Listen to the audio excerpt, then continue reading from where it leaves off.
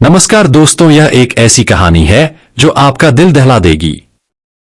इसलिए अपना दिल और दिमाग एक जगह रखकर एक कोना पकड़कर बैठ जाइए और इसे ध्यान से सुने।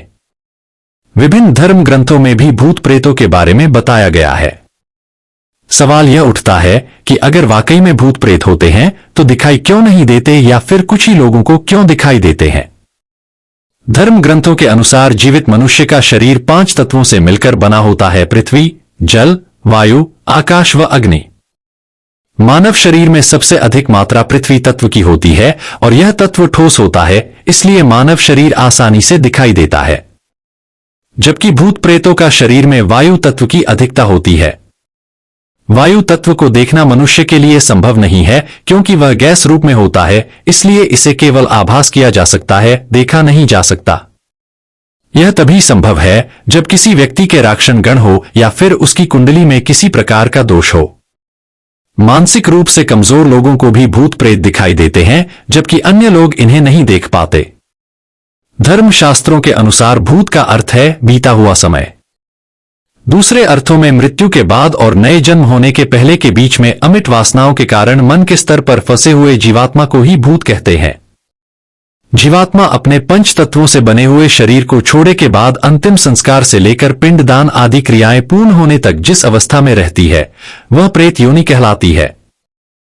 गरुड़ पुराण के अनुसार व्यक्ति की मृत्यु के बाद पुत्र आदि जो पिंड और अंत समय में दान देते हैं, इससे भी पापी प्राणी की तृप्ति नहीं होती, क्योंकि पापी पुरुषों को दान श्रद्धांजलि द्वारा तृप्ति नहीं मिलती। इस कारण भूख प्यास से युक्त होकर प्राणी यमलोक को जाते हैं। इसके बाद जो पुत्र आदि पिंडदान नहीं देते हैं तो वे मर के प्रेत रूप होते हैं और निर्जन वन में दुखी होकर भटकते रहते हैं।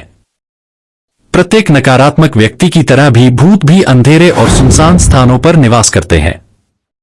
खाली पड़े मकान, खंडहर, वृक्ष व कुएं, बावड़ी आदि में भी भूत निवास कर सकते हैं। हमें कई बार ऐसा सुनने में आता है कि किसी व्यक्ति के ऊपर भूत प्रेत का असर है।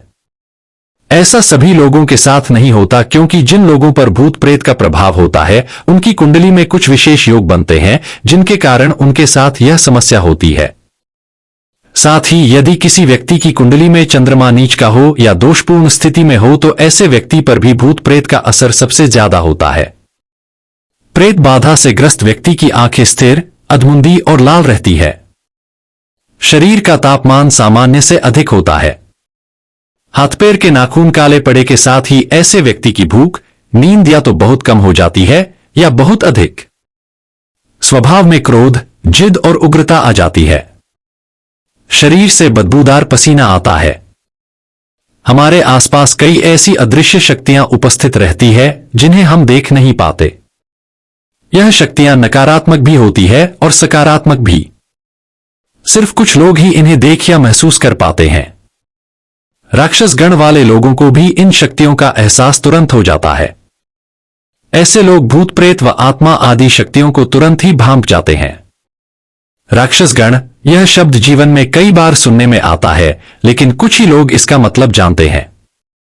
यह शब्द सुनते ही मन और मस्तिष्क में एक अजीब सा भय भी उत्पन्न होने लगता है और हमारा मन राक्षस गण वाले लोगों के बारे में कई कल्पनाएं भी करने लगता है, जबकि सच्चाई काफी अलग है। ज्योतिष शास्त्र के आधार पर प्रत्येक मनुष्य को 3 गणों में बांटा गया है: मनुष्य गण, देवगण व राक्षस गण। कौन सा व्यक्ति किस गण का है, यह कुंडली के माध्यम से जाना जा सकता है।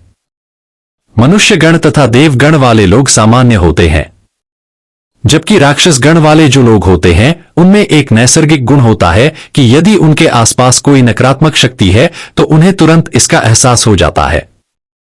कई बार इन लोगों को यह शक्तियां दिखाई भी देती हैं, लेकिन इसी गण के प्रभाव से इनमें इतनी क्षमता भी आ जाती है कि वे इनसे जल्दी ही भयभीत नहीं होते। राक्षस गण वाले लोग साहसी भी होते हैं तथा विपरीत परिस्थिति में भी घबराते नहीं हैं। यह कहानी सच्चे शब्दों पर आधारित है। इस कहानी से आपको कुछ सीखने को मिला हो तो इस चैनल को सब्सक्राइब करो और ऐसे ही कहानियां और स्टोरी रिलेटेड वीडियो देखने के लिए हमारे चैनल को सब्सक्राइब कर लो और बेल आइकन प्रेस कर लो।